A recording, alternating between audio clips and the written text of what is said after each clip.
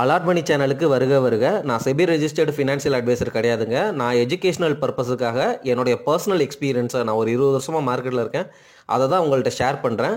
நீங்கள் எந்த முடிவு எடுக்கிறதா இருந்தாலும் உங்கள் நிதி ஆலோசகரை அணுகி அதுக்கப்புறம் பணத்தை போடுறதை பற்றி முடிவு பண்ணுங்கள். நன்றி. அலாட் மணி சேனலுக்கு வருக வருக. இந்த சேனலுக்கு இன்னும் நீங்கள் சப்ஸ்கிரைப் பண்ணலன்னா தயவு செஞ்சு சப்ஸ்கிரைப் பண்ணிக்கோங்க, பெல் பட்டனையும் கிளிக் பண்ணிக்கோங்க.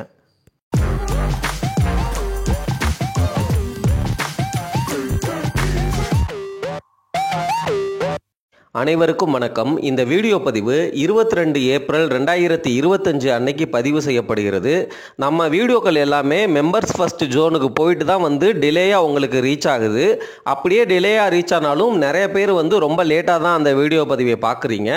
நீங்கள் புரிஞ்சு கொள்ள வேண்டிய விஷயம் என்னென்னா, ஒவ்வொரு வீடியோ பார்க்கும்பொழுது சப்போஸ் உங்களுக்கு ரெலவெண்ட்டாக இல்லை, நான் சொல்ல வர்றது மார்க்கெட் கான்டெக்ஸ்ட்டுக்கு பொருந்தலை அப்படிங்கிற மாதிரி உணர்ந்தீங்க அப்படின்னா, வீடியோக்கு கீழேயே எந்த டேட்டில் பப்ளிஷ் செய்யப்பட்டிருக்கு அந்த வீடியோ அப்படிங்கிறத பார்த்துட்டு அதுக்கு ஏற்ற மாதிரி அந்த டேட்டா மைண்டில் வச்சுட்டு உங்களுடைய கான்டெக்ஸ்ட்டை புரிதலை அட்ஜஸ்ட் பண்ணிக்குவீங்க அப்படிங்கிற நம்பிக்கையில் என்னுடைய வீடியோ பதிவுகளை தொடர்ந்து பதிவிடுகிறேன். இந்த வீடியோ பதிவில் நம்ம பேச வேண்டிய விஷயம் இந்த 22 ஏப்ரல் அன்னைக்கு மார்க்கெட்டில் என்ன நடந்துகிட்டு இருக்கு அப்படிங்கிறத பற்றியும் சில டிப்ஸ். சரிங்களா?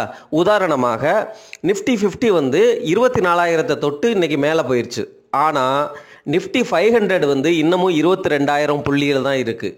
நம்ம என்ன நினைக்கிறோம் அப்படின்னா, நிஃப்டியில் உள்ள 500 ஸ்டாக்கில் சின்ன ஸ்டாக்ஸ் எல்லாம் வாங்கி வச்சுட்டோம் அப்படின்னா அதெல்லாம் பயங்கர growth கிடைக்கும், லக்கு அடிக்கும், அந்த மாதிரி போய் இருக்கிற கேபிட்டலை லாஸ் பண்ணுற ஸ்ட்ராட்டஜியாக தான் நம்மளுடைய ஸ்ட்ராட்டஜிஸ் இருக்குது. இப்போ நிஃப்டி 50 பார்த்தீங்கன்னு வச்சுக்கோங்களேன், 24,000 இருக்குது. ஆனால் நிஃப்டி 50க்குள்ளே 50 கம்பெனி தான் இருக்குது. ஆனால் நிஃப்டி 500ல் 500 கம்பெனி. ஸோ 500 கம்பெனிகளில் நீங்கள் பொசிஷன் எடுத்து வச்சுருக்கிறீங்க. ஆனால் அந்த கம்பெனியோடைய ரிட்டர்ன் நிஃப்டி 50யோட கம்மியாக இருக்குது அப்படிங்கிறத நம்ம உணர்ந்து கொள்ளணும். நிஃப்டி 50ங்கிறது லார்ஜ் கேப்பு, ஆனால் நிஃப்டி 500ங்கிறது மைக்ரோ கேப்பு, பென்னி கேப்பு, இந்த மாதிரிலாம் இருக்குது. ஸோ இதுக்கு நீங்கள் கவுண்டர் அட்டாக் கொடுக்குற மாதிரி மைக்ரோ கேப்பு, மியூச்சுவல் ஃபண்டு அப்படி இப்படின்னு பேசலாம். அந்த டைரக்ஷனுக்குள்ளே நான் போக விரும்பலை. நான் சொல்ல வர்ற பாயிண்ட் என்ன அப்படின்னா, growth. எந்த ஸ்டாக்கு growth அதிகமாக கொடுக்குதோ அதனுடைய விலை சீக்கிரம் க்ரோ ஆகும். அந்த ஸ்டாக்கில் நம்ம இருக்கணும். அது லார்ஜ் கேப்பாக இருந்தால் என்ன, மிட் கேப்பாக இருந்தால் என்ன. லார்ஜ் கேப்பு பொதுவாகவே அதிகமாக க்ரோவாக ஆக முடியாது. ஏன்னா கம்பெனி சைஸே ரொம்ப பெருசாக இருக்கும். இருந்தாலும் சில கம்பெனிஸ் எல்லாம் நல்லாவே ஸ்கேல் பண்ணுவாங்க. இப்போ கூகுள் மாதிரி கம்பெனிகள்லாம் மிகப்பெரிய கம்பெனிகளாக இருந்தாலும் அந்த ஸ்கேலபிலிட்டி அப்படிங்கிறதுக்கெல்லாம் பயங்கரமாக பண்ணுவாங்க. இப்போது டிசிஎஸ், ஹெச்சிஎல் அப்படி இருந்தாலுமே டிவிஷனாக வெர்டிக்கலாக போட்டு ஒவ்வொன்றுக்கும் ஒரு சிஓ அந்த மாதிரிலாம் போட்டு கிறிஸ்பாக பண்ணுறவங்களும் இருக்கிறாங்க. பட் அகெயின் லார்ஜ் கேப்னாலே ஒரு ஸ்மால் கேப் அளவுக்கு ஒரு கெப்பாசிட்டி, ஸ்கேலபிலிட்டி, க்ரோத் ரேட்டு கொடுக்கறது கஷ்டம். சரிங்களா? அதுக்காக நீங்கள் ஸ்மால் கேப் ஸ்டாக்கு க்ரோத்துக்காக வாங்கினீங்கன்னா கேபிட்டல் லாஸ் ஆயிரும், அல்லது ஜென்சால் மாதிரி ஏதாவது இஷ்யூஸ் வரும். அக்கௌண்டிங்கில் நிறையா டேட்டாவெல்லாம் மிஸ்மேட்ச் இருக்கும், அது நமக்கு புரியாது. ஸ்மால் கேப் கம்பெனிகளை பெரும்பாலும் கண்ணிலே ரேடாருக்குள்ளே இருக்காது. நீங்கள் நியூஸு தேடி பார்த்தாலும் கிடைக்காது. ஆனால் ஸ்மால் கேப் கம்பெனியோடைய ப்ரொமோட்டர் யார் அப்படிங்கிறது நமக்கு தெரியாது. உண்மையிலுமே அவர் பிரான்ச் வச்சுருக்கிறாரா அப்படிங்கிறதெல்லாம் தெரியாது. ஸோ இந்த ரிஸ்கெல்லாம் இருக்கிறதுனால தான் நம்மளை மாதிரி ரீட்டைல் இன்வெஸ்டர்ஸ் தயவு செஞ்சு லார்ஜ் கேப் ப்ளூ சிப் பங்குகளை போர்ட்ஃபோலியோ ஸ்டெபிலிட்டியில் ஃபஸ்ட்டு கொண்டு வாங்க. நமக்கு கேபிட்டல் ப்ரொடெக்ட் ஆகணும். லார்ஜ் கேப் ப்ளூ சிப் பங்குகள் எல்லாமே ஃபேர் வேல்யூவில் கிடைக்கிற ஒரு பொற்காலமான தருணத்தில் நம்ம இருக்கிறோம். ஸோ சூப்பராக இதில் பொசிஷன் எடுத்துக்கணும் அப்படிங்கிறது தான் நான் தொடர்ந்து பேசிக்கிட்டு வர்ற விஷயம். அதை தான் நான் பண்ணுறேன். 20 வருஷமாக மார்க்கெட்டில் இருந்தாலும் நானும் லார்ஜ் கேப் ப்ளூ சிப் பங்குகளை தான் வாங்கினேன். இந்த 22,000ங்கிற பாட்டத்தில் நம்ம ப்ரெடிக்ஷன் எல்லாமே துல்லியமாக நடந்துருச்சு. இது வரைக்கும் நான் பேசின விஷயங்கள் எல்லாமே அக்யூரேட்டாக நடந்துருச்சு. ஆனால் ரெண்டாவது தடவை அந்த 22,000 பாட்டத்துக்கு கீழே போகும்னு நான் போஸ்ட்டும் போட்டுட்டேன் முன்னாடியே. அதே மாதிரி போச்சு, 22,000 போச்சு. அப்போ தான் என்கிட்ட காசு இல்லாமல் நான் திரட்டி வச்ச காசை ஃபஸ்ட்டு டைம் அந்த பாட்டமில் டிப்ளாய் பண்ணுறேன். ஆனால் நான் உங்களுக்கெல்லாம் சொல்கிற மாதிரி, நம்ம சேனலில் பேசுகிற மாதிரி கொஞ்சம் கொஞ்சமாக தான் டிப்ளாய் பண்ணணும் அப்படிங்கிற ஐடியாவில் தான் அந்த பாட்டத்திலே என்ட்ரானேன். ஆனால் அடுத்த நாள் வந்து ஸ்டாக் மார்க்கெட் வந்து 5%, 6%, 10%லாம் வந்து ஸ்டாக்ஸ் ஏற ஆரம்பிச்சிருச்சு. நான் என்னுடைய டேட்டா, நான் இது வரைக்கும் படித்தது, இது எல்லாத்தையும் தொடர்ந்து மார்க்கெட்டில் கவனித்த விஷயங்களை வயர் பண்ணி பார்க்கும் பொழுது எனக்கே வந்து என்னுடைய இன்ஸ்டிங்க்ட் சொல்லிருச்சு, இது வந்து பாட்டம் அப்படிங்கிற மாதிரி வந்து சொல்லிருச்சு. அதனால தான் வந்து 2வது நாள் வந்து 5%, 7% அதிகமாக இருந்தாலும் ஸ்டாக்ஸை வந்து நான் வந்து வாங்கினேன், இருக்கிற காசை வந்து ஃபுல்லாகவே டிப்ளாய் பண்ணேன். இப்போ வந்து என்ன அப்படின்னா, நான் முன்னாடி வீடியோக்களில் சொன்ன மாதிரி 60% ஆஃப் த ப்ராபபிலிட்டி வந்து பாட்டம் அப்படின்னு நம்ம முன்னாடியே தொடர்ந்து பேசிட்டு வந்த அந்த 60% ப்ராபபிலிட்டி பிரகாரம் மார்க்கெட் பாட்டமை தொட்டுருச்சு. அந்த 20% கிட்ட தொட்டுருச்சு. சரிங்களா? இப்போது எக்ஸ்ட்ராவாக 20%, இதுக்கு கீழேயும் போகிறதுக்கு வாய்ப்பு இருக்கா? போகிறதுக்கு வாய்ப்பு இருக்குது. மார்க்கெட்டில் யாருனாலையும் பெர்ஃபெக்டாக ப்ரெடிக்ட் பண்ண முடியாது. நம்ம பேசுகிறதெல்லாம் ப்ரெடிக்ட் பண்ணிட்டேன் அப்படின்னு பீத்திக்கிறதுக்கான விஷயமே கிடையாது. நம்ம ஓரளவு வந்து இமேஜின் பண்ணோம், ஒரு ப்ரெடிக்ஷன் போட்டோம், அதுக்கேற்ற மாதிரி நம்மளுடைய ஸ்டாக்ஸை வந்து செலக்ட் பண்ணோம், இன்வெஸ்ட்மெண்ட் ஸ்ட்ராட்டஜிஸ் அடாப்ட் பண்ணோம், ஆர்பிஐயோட ரேட் கட்டை பேஸ் பண்ணி நம்மளுடைய பிஜி இன்வெட்டு, ஃபிக்ஸட் இன்கம் இன்ஸ்ட்ருமெண்ட்ஸு, டெப்ட்டு ப்ளஸ்ஸு ஈக்விட்டியில் லார்ஜ் கேப் ப்ளூ சிப் பங்குகள், இதெல்லாம் வந்து நம்மளுடைய ஸ்ட்ராட்டஜியாக இருக்குது. இதில் வந்து கோல்டும் வந்து நம்ம தொடர்ந்து முன்னாடி இருந்து பேசிகிட்டே வர்றோம். அதில் வந்து ஹெல்த் இன்சூரன்ஸ், லைஃப் இன்சூரன்ஸ் பற்றியும் வந்து பேசி ப்ரொடக்ஷனை பற்றியும் பேசிட்டு வர்றோம். நம்மளுடைய சேனலை நீங்கள் ஆரம்பத்திலேருந்தே ஃபாலோ பண்ணிட்டு வந்திருந்தீங்க, நம்ம சொல்கிற ஸ்ட்ராட்டஜியை நீங்கள் அடாப்ட் பண்ணியிருந்தீங்க அப்படின்னா வந்து நல்ல ஸ்டாலிடான இன்வெஸ்டராக தான் வந்து இப்போ இருப்பீங்க. சரி, நம்ம தொடர்ந்து பேசுவோம். அந்த 20% கரெக்ஷனுக்கான வாய்ப்பு, அதாவது நம்மளுடைய மார்க்கெட் நிஃப்டி 22,000க்கும் கீழே போகிறதுக்கான வாய்ப்பு 20%. அந்த 20%க்கான காரணங்கள் வந்து யூஎஸ்னுடைய அந்த டேரிஃப் வார். அந்த டேரிஃப் வாரில் இந்தியாவுக்கு பெருசாக வந்து பாதகம் இருக்காது. இன்ஃபேக்ட் வந்து அந்த அன்சர்டனிட்டி கிட்டத்தட்ட கிளியர் ஆயிடுச்சு. ஸோ டேரிஃப்னால பெருசாக வந்து 22,000க்கு கீழே மார்க்கெட் போகுமா அப்படின்னு கேட்டிங்கன்னா போகாது அப்படிங்கிற மாதிரி தான் தோணுது. ஏன்னா வந்து ட்ரம்ப் வந்து 80% வந்து கிட்டத்தட்ட வந்து மக்கள் இம்பேக்ட் ஆகிறாங்க, நம்ம வந்து பின்வாங்கணும், கார்பரேட்ஸ்லாம் நம்மள்கிட்ட கேட்குறாங்க அப்படிங்கிற மாதிரி ஒரு புரிதலோட கவர்மெண்ட்டே வந்து கொஞ்சம் பேக் ட்ராக் பண்ணிருச்சு, யூஎஸ் கவர்மெண்ட்டே. சரிங்களா? ஸோ அது வந்து நமக்கு பாசிட்டிவ் ப்ராக்ரஸாக தான் தெரியுது. இருந்தாலும் வந்து ட்ரம்ப் வந்து நினச்சா என்ன வேணாலும் பண்ணலாம். அதனால் அந்த 10% சான்ஸ் இருக்குது, இல்லாமல் இல்லை அப்படின்லாம் வந்து சொல்ல முடியாது. இம்பார்ட்டண்டான விஷயம் வந்து யூஎஸில் அந்த ரெசஷன் ஃபியர் அது வந்துச்சு அப்படின்னா வந்து மார்க்கெட் வந்து அங்கே உடையும் பயங்கரமாக. இப்போவும் நான் பேசிகிட்டு இருக்கிற அன்னைக்கு யூஎஸ் மார்க்கெட் வந்து 3%, 4%லாம் உடஞ்சிட்டு இருக்கு. ஸோ யூஎஸ் கிராஷ் ஆகுது, சைனா உடையுது, இந்தியாவுக்கு மட்டும் ஆப்பர்ச்சுனிட்டி இருக்கிறதா எல்லா இன்வெஸ்டர்ஸும் நினைக்கிறாங்க. இன்றைக்கி நான் பேசுகிற டைமில் எஃப்ஐஐசி இன்றைக்கும் வாங்கியிருக்கிறாங்க. ஜென்ரலாகவே நீங்கள் புரிஞ்சுக்க வேண்டிய விஷயம் வந்து என்னென்னா, க்ரூட் ஆயில் ப்ரைஸ் குறையுது, நம்ம நாட்டில் இன்ஃப்ளேஷன் குறையுது, ஆர்பிஐ ரேட் கட் பண்ணுறாங்க, கவர்மெண்ட் ஏகப்பட்ட ஜிஎஸ்டி கலெக்ஷன் ஆகுது, அதை வந்து ஸ்பெண்ட் பண்ணுறாங்க. இந்த மாதிரியெல்லாம் நியூஸ் வந்து போயிட்டே இருக்குது. அதே சமயம் ஜிடிபி இம்பேக்ட், அதாவது என்னன்னா டாரிஃப் எஃபெக்ட்னால நம்மளுடைய பொருளாதாரங்கிறது எக்ஸ்போர்ட் ரிலேட்டட் பொருளாதாரம் இல்லை. எக்ஸ்போர்ட்னால 1.5% வந்து நம்மளுடைய ஜிடிபி. ஸோ எல்லாமே வந்து உற்பத்தி செய்கிறது இந்தியாவிலேயே கன்சியூம் பண்ணப்படுறதுனால நம்மளுடைய பொருளாதாரம் அப்படிங்கிறது வந்து 6% வளர்ந்தாலுமே வந்து உலக பொருளாதாரத்தில் நம்ம தான் வந்து ஃபாஸ்டஸ்ட் க்ரோயிங் கண்ட்ரியாக இருப்போம் அப்படிங்கிறது பாயிண்ட்டு. சரிங்களா? ஆனாலும் அந்த எக்ஸ்போர்ட்டில் வரப்போகிற அந்த இம்பேக்ட் 1.5% அப்படின்னு பார்க்கும்பொழுது இந்தியா இப்போ வைஸ் பிரசிடென்ட் வந்திருக்கிறாரு. ஸோ பைலேட்ரல் ட்ரேட் அக்ரிமெண்ட்டில் வந்து ஏதாவது நமக்கு வந்து பாசிட்டிவாக வந்து அமையும். சரிங்களா? ஏதாவது கொடுக்க தான் வேணும், கொடுத்துட்டு தான் வந்து நம்ம வந்து வாங்குவோம். ஸோ அப்படிங்கிற பட்சத்தில் என்ன தான் இம்பேக்ட் வந்தாலும் அந்த 1.5%ல் ஒரு 0.75% நமக்கு எக்ஸ்போர்ட்லேருந்து இன்கம் வராதா அப்படிங்கிறது தான் வந்து தாட் ப்ராசஸ். ஸோ கூட்டி கழித்து பார்க்கும்பொழுது எப்படியா இருந்தாலும் ஒரு 6% ஜிடிபி அப்படிங்கிறது அடுத்த வருஷத்துக்கு கண்டிப்பாக உண்டு.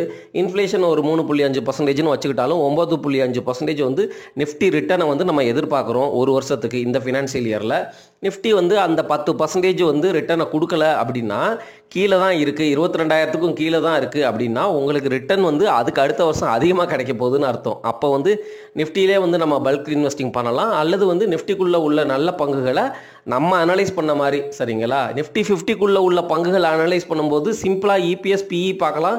எல்லாமே வந்து பெரிய ப்ரொமோட்டராக தான் இருப்பாங்க. நான் உங்கள்கிட்ட சொல்லணும்னு அவசியமே கிடையாது. எல்லாமே ஃபெமிலியரான நேமு, ஆடிட்டிங் எல்லாம் க்ளீனாக இருக்கும். ஆனால் இப்படி இருந்துமே சத்தியம் மாதிரி கம்பெனிஸ் எல்லாம் ஃபெயில் ஆச்சு. அதையும் வந்து நம்ம மறந்துடக்கூடாது. ரிசர்ச் கம்மி. இந்த மாதிரி பெரிய கம்பெனிகளை வாங்கும் பொழுது நம்ம ரிசர்ச் பண்ணணுங்கிற அந்த விஷயம் வந்து கம்மி. எல்லாமே வந்து நோன் ஐடியாஸு, ரொம்ப ஃபெமிலியரான பாப்புலரான ஐடியாஸு. ஆனால் வந்து பியர் மார்க்கெட் இந்த சிம்டம்ஸ்னால இண்டிகேட்டர்னால மார்க்கெட் உடஞ்சிச்சுல, அதனால் இந்த கம்பெனிகள்லாம் நமக்கு வாய்ப்பு கொடுக்குது. அந்த வாய்ப்பை வந்து நம்ம தவற விடக்கூடாது அப்படிங்கிறது தான் நான் சொல்லிகிட்டே வந்துக்கிட்டு இருக்கிறேன்.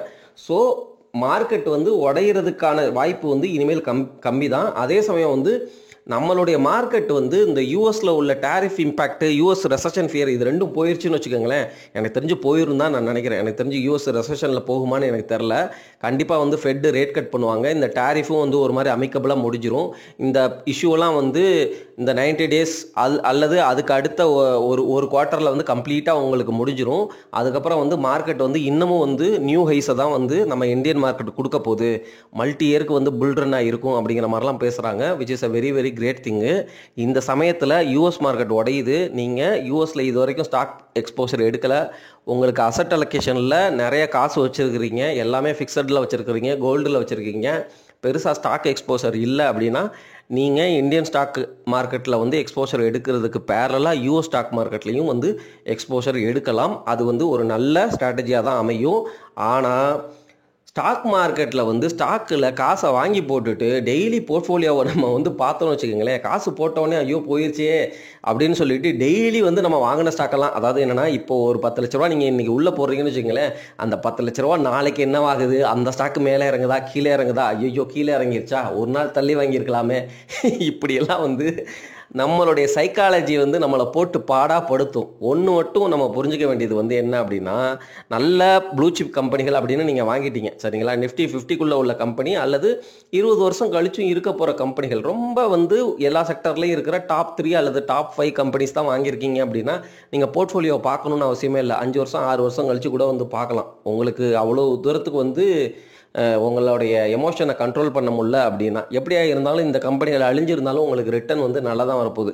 ஒரு லேண்டை வாங்கி போட்டுட்டு நீங்கள் எப்படி வந்து ஃபென்சிங் போட்டுட்டு விட்றீங்க, அது பாட்டுக்கு தானே இருக்க போகுது. அதே மாதிரி தான் இந்த கம்பெனிகளும். ஏன்னா பெரிய கம்பெனிகள், நல்ல கம்பெனிகள், நம்ம சேனலில் போடுற ஃபண்டமெண்டல் அனாலிசிஸ் நல்லா புரிஞ்சு தான் வந்து நீங்கள் இன்வெஸ்ட்மெண்ட் டெசிஷனை எடுத்துருக்கிறீங்க சரிங்களா. ஆனால் எனக்கு வந்து என்ன பிரச்சனைனா, நான் சேனல் ரன் பண்ணுறதுனால நான் எல்லா ஸ்டாக்கினுடைய ப்ரைஸும் எனக்கு வந்து நான் வாங்கியிருந்தாலுமே வந்து எனக்கு வந்து காதில் வரும். ஸோ நான் இப்போ என்ன ஸ்ட்ராட்டஜி எடுக்கிறேன் அப்படின்னா, இந்த மாதிரி வந்து எமோஷன் இருந்தாலும் சைக்காலஜி இருந்தாலும் டெய்லி நான் போர்ட்ஃபோலியோவை பார்த்தாலும் ப்ரைஸ் ஏறுறது இறங்குறது நடந்தாலும் எனக்கு அதையும் கண்ட்ரோல் பண்ணி பொறுமையாக இருக்கணும் அப்படிங்கிற அந்த லெவலுக்கு நான் போயிட்டுருக்கிறேன். அந்த மாதிரி யோசித்து தான் வந்து பிளான் பண்ணிகிட்ருக்கிறேன். லெட் அஸ் சி, எல்லோரும் வந்து சம்பாதிக்கணும், நானும் சம்பாதிப்பேன்னு நம்புகிறேன். But it's all by luck தான். லக்கு நமக்கு ஃபேவராக இருந்தால் வரப்போகுது, இல்லாட்டி வந்து இருக்கிற காசை வச்சு ஏதோ வந்து ஓட்ட போகிறோம், இல்லாட்டி கவர்மெண்ட் கொடுக்குற ரேஷன் அரிசி. என்னடா இது இவ்வளோ லோ லெவலில் பேசுகிறேன்னு வந்து யோசிக்க வேணாம். But life is like that இல்லையா, என்ன வேணாலும் நடக்கலாம், யாருக்கு வேணாலும் எப்போ வேணாலும் நடக்கலாம். சரி, மார்க்கெட்டுக்குள்ளே நம்ம திருப்பி வருவோம். இதே சூழ்நிலையில் தங்கத்தினுடைய விலையும் ஷார்ப்பாக ஏறுதுங்க. இந்த 1.5 மாதத்துலேயே 10-15% ஏறிடுச்சு. காரணம் என்னங்கிறது உங்களுக்கே தெரியும். ட்ரம்ப்பினுடைய அந்த டேரிஃப் வார்னால் உலக நாடுகள் எல்லாமே வந்து டாலர் மேலே உள்ள நம்பிக்கையை வந்து குறைஞ்சதுனால எல்லாரும் தங்கத்தை வந்து அக்குமுலேட் பண்ணுறாங்க. இதுக்கு முன்னாடியே ரஷ்யா வார் வரும்பொழுது ரஷ்யாவினுடைய US டாலர் ரிசர்வை வந்து அமெரிக்கா முடக்குச்சு. ஏன்னா வந்து எல்லாரும் ரிசர்வை வந்து US பாண்டாக தான் வச்சுருப்பாங்க. இப்போ US கவர்மெண்ட்டே வந்து சொல்லுது, நீங்கள் சண்டைக்கு போகாதீங்க அப்படின்னு சொல்லி ரஷ்யாவை சொல்லுது. ஆனால் ரஷ்யா வந்து கேட்கல. அப்போ நீ கேட்கலன்னா உன்னுடைய காசை வந்து நான் முடக்கிறேன், உன்னுடைய பாண்டை முடக்கிறேன். அந்த மாதிரி ஆக்ஷனில் எடுக்கும் பொழுது சைனா, டர்க்கி இந்த மாதிரி கண்ட்ரிகள்லாம் வந்து முழிச்சுக்கிட்டு ஐயோ நம்மளை இந்த சூழ்நிலை நமக்கும் நாளைக்கு பின்னாடி வரலாம் அப்படிங்கிறதுனால டாலரை வந்து ரிசர்வை வந்து அதிகப்படுத்தினாங்க. என்ன தான் ஃபெட்டு ரிசர்வ் வந்து இன்ட்ரெஸ்ட் ரேட்டை அதிகப்படுத்தினாலும் தங்கத்தினுடைய விலை ஏறிட்டே இருந்துச்சு.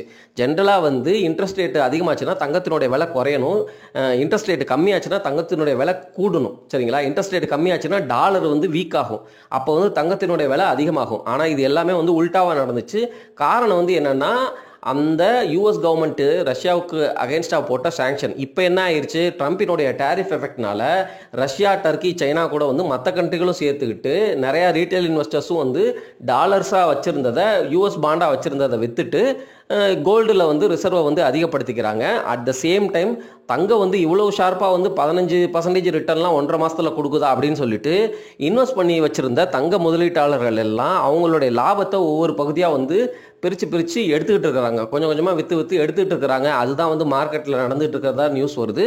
ஸோ உங்களுக்கும் வந்து காசு தேவை இருக்குது அப்படின்னா நீங்களும் வந்து யோசித்து முடிவு பண்ணுங்கள். எண்ட் ஆஃப் த டே உங்களுடைய ரிஸ்க் சிச்சுவேஷன் டாலரன்ஸ் பொறுத்து தான், சரிங்களா? ஏன்னா வந்து தங்கம் வந்து ஸ்டாக் மாதிரி கிடையாது, ரொம்ப சாலிடான ஸ்டேபிளான அசட்டு. மேலே போச்சு கீழே வந்துச்சுனாலும் வந்து பெருசாலாம் உடையாது, ஒரு 10-15% உடஞ்சி அதே இடத்துல கிடக்கும். பெருசாலாம் உங்களுக்கு வந்து லாஸ் எல்லாம் வந்து கொடுக்குற ஸ்டாக் மார்க்கெட் மாதிரி 50% 80%லாம் உடையாது தங்கம், சரிங்களா? அந்த புரிதலால் சொல்கிறேன். தங்கத்தினுடைய தன்மை அப்படின்னு ஒன்று இருக்குல்ல, அந்த ஆஸ்பெக்டில் இருந்து பேசுகிறேன். ஸோ ஸ்டாக் மார்க்கெட்டு மாதிரி வந்து இந்த இடத்துல நான் ஏன் பேசுனேன் அப்படின்னா, ரொம்ப ஷார்ட் டேர்மில் வந்து தங்கம் வந்து மேலே ஏறுதுங்க, இன்னும் கூட ஏறலாம், இன்னும் 90 days பாஸ் பீரியட் இருக்குது, இதில் கூட வந்து இன்னும் ஏறலாம், இன்வெஸ்டர்ஸ் எல்லாம் கொஞ்சம் கொஞ்சம் விற்றுட்டு எடுத்துகிட்டு இருக்கிறாங்க அப்படிங்கிற அந்த நியூஸை வந்து நான் உங்ககிட்ட பாஸ் பண்ணுறேன். நீங்கள் தான் உங்களுடைய சூழ்நிலையை பொறுத்து, இந்த அசட் கிளாஸினுடைய தன்மையை பொறுத்து 2008லலாம் வந்து எப்படி உடஞ்சிச்சு, எப்படி வந்து எவ்வளோ நாள் வந்து அமைதியாக இருந்துச்சு, இந்த மாதிரி சிச்சுவேஷன் வந்துச்சுன்னா நமக்கு ஓகேவா, இப்போ விற்கலாமா, இந்த மாதிரிலாம் யோசித்து ஒரு அனாலிசிஸ் பண்ணிவிட்டு நீங்கள் வந்து உங்களுடைய தங்க முதலீட்டில் இருந்து விற்கணுமா அப்படிங்கிறத நீங்கள் யோசித்து முடிவு பண்ணுங்கள், சரிங்களா? அதுதான் நான் வந்து சொல்கிறேன். உலகத்தில் என்ன நடந்துகிட்ருக்கு அப்படிங்கிறத சொல்கிறேன்.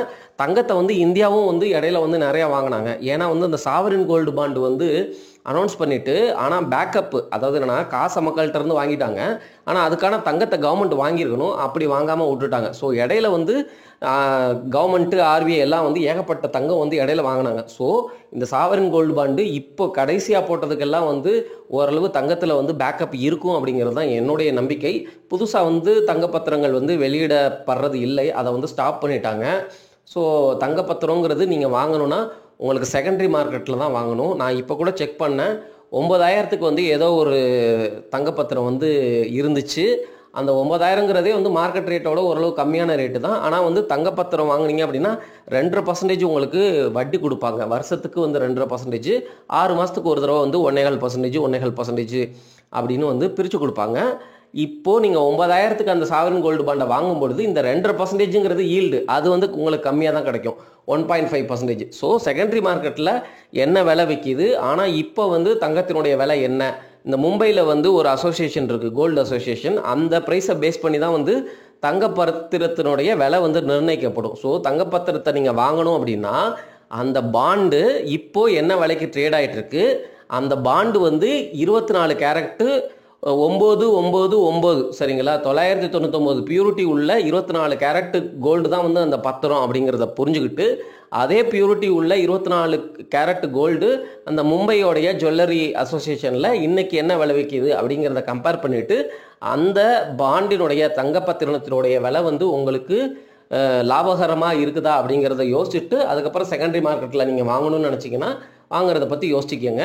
அந்த மெச்சூரிட்டி பீரியடுன்னு ஒன்று இருக்கும், 8 வருஷத்துக்கு லாக்இன் பீரியடுன்னு, சரிங்களா? அப்போ நீங்கள் செகண்டரி மார்க்கெட்டில் வாங்குற அந்த பாண்டு எப்போ வந்து மெச்சூர் ஆகுது, எவ்வளோ நாள் வரைக்கும் நீங்கள் வச்சுருக்கணும், அவ்வளோ நாளைக்கு உங்கள் காசை வந்து லாக் பண்ணுறதுக்கு நீங்கள் ஓகேவா அப்படிங்கிறதையும் பார்த்துக்கோங்க. சப்போஸ் வந்து லாக்கிங் உங்களுக்கு இஷ்யூ ஆகிருக்கு அப்படின்னா 5 வருஷம் 6 வருஷம் 7 வருஷம் இந்த மாதிரி பீரியடில் கூட வந்து கவர்மெண்ட் உங்களை வந்து அந்த பாண்ட்லேருந்து எக்ஸிட் பண்ணுறதுக்கு ரூட் கொடுப்பாங்க, சரிங்களா? ஸோ எவ்வளோ பீரியட் இருக்குது, அந்த 5 வருஷம் அதாவது எப்படின்னா அந்த பாண்டு எப்போ போட்டாங்க அப்படிங்கிறதுலேருந்து 5 வருஷம், நீங்கள் இடையில 4வது வருஷத்தில் வாங்கினீங்கன்னா 5வது வருஷத்தில் கவர்மெண்ட் வந்து அந்த எக்ஸிட் ரூட் கொடுக்கும்போது நீங்கள் வந்து விற்றுட்டு வெளில வந்துக்கலாம், புரியுதுங்களா? அந்த ஆப்ஷனையும் நான் உங்ககிட்ட ஷேர் பண்ணுறேன். இதுதாங்க தங்கத்தை பற்றிய நியூஸு.